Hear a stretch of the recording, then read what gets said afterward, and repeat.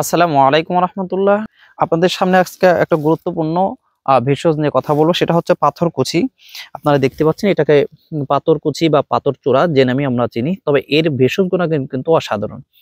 গাছটা সাধারণ হলেও এর ভেষজ গুণাগুণ অসাধারণ। যাদের কিডনিতে সমস্যা রয়েছে, কিডনির পাথর যাদের দীর্ঘদিন যাবত ব্যথা অনুভব করেন, কিডনির পাথরের সমস্যায় ভুগছেন, তারা কিন্তু এই গাছের পাতা আহ বেটে রস করে এই রস যদি নিয়মিত সেবন করেন, তাহলে এই পাথরটা গলে পেশাবের রাস্তা দিয়ে বের হয়ে যাবে ইনশাআল্লাহ। পাশাপাশি যাদের পেশাবের জ্বালাপোড়া রয়েছে, দীর্ঘদিন যাবত পেশাবের জ্বালাপোড়ার সমস্যায় ভুগছেন আপনারা, অবশ্যই এটার পাতাটা সিদ্ধ করে পানিতে, ওই পানি সিদ্ধ করা পানি আপনারা ব্যবহার করবেন না, মানে এটা খাবেন।